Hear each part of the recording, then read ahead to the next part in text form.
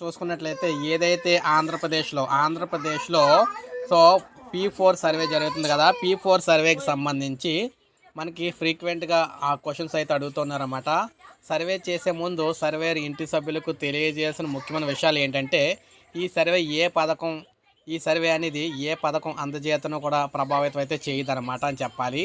ఇది మినహాయింపు సర్వే కాదు. ఇది గృహ వినియోగ మనకి నిర్వహణ యొక్క P4 ప్రాజెక్టులో భాగస్వామి అని చెప్పి సర్వే అని చెప్పాలి. సేకరించిన డేటా ఆధారంగా ఇంటి అవసరాలకు అనుగుణంగా ప్రైవేటు రంగంతో కలిపి ప్రత్యేక ప్రాజెక్టులు అమలు చేయబడతాయని చెప్పాలి. ప్రభుత్వం సమర్థంగా ప్రణాళికలు రూపొందించేందుకు ఖచ్చితమైన డేటా అవసరం అని ముఖ్యమని చెప్పాలి. ఇక ఇంటి వారిని సర్వే సమయంలో అందుబాటులో లేనప్పుడు సర్వేరు ఏమి చేయాలి అంటే వారు వలస వెళ్ళకపోతే లేదా మరణించి లేకపోతే సర్వేరు తిరిగి వెళ్ళి సర్వే అయితే చేయాలన్నమాట. ఇక కుటుంబం వలస వెళ్ళినట్లయితే లేదా మరణించినట్లయితే సర్వేరు ఏం చేయాలంటే కుటుంబం అందుబాటులో లేదని నోగా ఎంచుకోవాలి. తదుపరి కారణాలు ఎంపిక చేయాలి. రాష్ట్రంలో వలస అయితే మనకి వారు వెళ్ళిన కొత్త సచివాలయాన్ని ఎంచుకోవాలి. రాష్ట్రం బయట వలస అయితే మరణం అయితే సర్వేయరు బయోమెట్రిక్ ద్వారా ధృవీకరించాల్సి ఉంటుంది. ఇక ఒక కుటుంబం సర్వేలో పాల్గొనడానికి నిరాకరించినట్లయితే సర్వేరు ఏం చేయాలి అంటే సర్వే ఉద్దేశం ఏమిటో వారికి వివరించాలి. ఇది ఇంటి వారి ఆర్థిక పరిస్థితిని అంచనా వేయడానికి మాత్రమే అని చెప్పాలి. ప్రభుత్వ ప్రాజెక్టుల ద్వారా అవసరమైన కుటుంబాలకు ప్రైవేట్ రంగ సహాయాన్ని అందించడమే లక్ష్యం అని చెప్పాలి సర్వే గురించి. ఇక ఈ సర్వే డేటా ప్రస్తుత స్కీమ్లు అమలుపై ఎటువంటి ప్రభావం చూపదని చెప్పాలి. ఇక వారు ఇంకా నిరాకరిస్తే అప్పుడు ఏం చేయాలంటే డినైడ్ కన్సెంట్ అనే ఆప్షన్ ఎంచుకుంటారనమాట. ఇది సర్వేర్ అయితే బయోమెట్రిక్ ద్వారా ధృవీకరిస్తారు.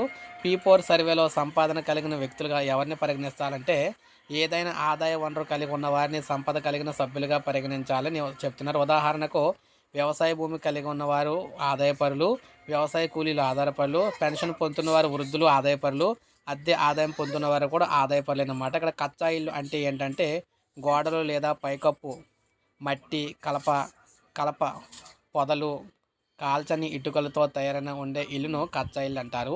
ఇక గోడలు మరియు పైకప్పు రెండు కూడా సిమెంటు కాల్చిన ఇటుకలు వంటి మన్నికైన పదార్థాలతో తయారైన ఇల్లును అది పక్కా ఇల్లు అని అంటారన్నమాట. ఇక వాణిజ్యతర అంటే కమర్షియల్ కాకుండా వ్యాపారానికి కాకుండా 4 వీలరు లేదా 2 వీలరు అనేది ఉంటే అవి అయితే నమోదు చేస్తారు. ఆ కుటుంబం కూడా జీవనోపాధికి ఉపయోగించిన వాహనం అన్నమాట అది. నెక్స్ట్ ఉదాహరణకు వాణిజ్య నెంబర్ ప్లేటు ఉన్న కార్లు వాణిజ్యపరంగా పరిగణించాలి. అంటే తిప్పుకొని అనమాట బిజినెస్ చేసుకునే కార్లన్నీ. ఇంట్లో వ్యక్తిగతంగా ఉపయోగించే కార్లు బైకులు ఉంటే వాణిజ్యేతర వాహనాలుగా పరిగణించాలి. ఇక రౌండ్ ట్రిప్ అంటే ఏంటంటే ఇంటి నుంచి నీటి మూలానికి వెళ్ళి తిరిగి రావటానికి మొత్తం పట్టే సమయం అన్నమాట అది. నెక్స్ట్ నీటి మూలానికి వెళ్ళడానికి 10 నిమిషాలు, తిరిగి ఇంటికి రావడానికి 10 నిమిషాలు అయితే రౌండ్ ట్రిప్ సమయం 2 నిమిషాలు అవుతుంది. ఇక సాంఘిక ఆర్థిక ప్రశ్నలకు సంబంధించి సర్వేరు ఏమడుగుతారంటే సాధ్యమైనంత వరకు ఖచ్చితమైన సమాచారం అందుకోవడానికి ప్రయత్నిస్తారు. ఆస్తి యాజమాన్యము, పట్టణ ఆస్తులు, వాణిజ్యేతర 4 వీలరు, తాగునీటి అందుబాటు, విద్యుత్ వినియోగము వంటి అంశాలపై కనీస స్థాయిలో ప్రత్యక్ష ధృవీకరణ చేసుకుంటారు. ఉదాహరణకు ఒక ఇంట్లో టీవీ లేనట్లు అయితే చెబితే కానీ టీవీ శబ్దం వినిపిస్తే టీవీ ఉందని నమోదు చేస్తారు. ఒక కుటుంబం విద్యుత్ లేదని చెప్పిన ఫ్యాన్ తిరుగుతూ ఉంటే విద్యుత్ ఉందని ఉపయోగిస్తూ ఉంటారు. అలా రాసుకుంటూ ఉంటారన్నమాట. సో ఈ విధంగా ఏపీలో మీకు సర్వే అయితే చేయబోతున్నారన్నమాట. సర్వేర్లు P4 సర్వే అయితే చేయబోతున్నారు. ఈ P4 సర్వే ద్వారా మీ వివరాలన్నీ కూడా మొత్తంగా ఇప్పుడు నేను చెప్పినట్టు వివరాలన్నీ కూడా అడుగుతారన్నమాట. అడిగి అయితే తెలుసుకుంటారు. ఇవన్నీ ఏం చెప్తున్నారంటే వాళ్ళు మీ ఆర్థిక పరిస్థితి ఎలా ఉందో ప్రభుత్వం తెలుసుకోవడం కోసం అని వారైతే చెప్తూ ఉన్నారు. మీ ఆర్థిక పరిస్థితి ప్రభుత్వానికి తెలిస్తే దాన్ని బట్టి సో మీకు ఏది ఉపయోగం ఉంటుంది, ప్రైవేట్ జాబుల పరంగా కావచ్చు, సో ఆర్థిక సాయం ఏ విధంగా చేయవచ్చు అనేది తెలుసుకోవడం కోసం చెప్తున్నారు. ప్రజెంటు అయితే మొత్తం మీద ప్రభుత్వం అంతా కూడా ప్రజల డేటా అయితే తీసుకుంటుందన్నమాట. తీసుకొని వారికి ఎటువంటి అవకాశాలు కల్పించాలనేది కల్పిస్తారన్నమాట. ఈ విధంగా ఎన్ని ఆప్షన్లతో మీకు సర్వే అయితే జరుగుతుంది. సో ఏపీలో సర్వే అయితే స్టార్ట్ కాబోతుంది. సో ప్రతి ఒక్కరు సర్వే చేయించుకోండి. చేయించుకోవడంలో మంచిదే, తప్పు అయితే ఏం కాదు.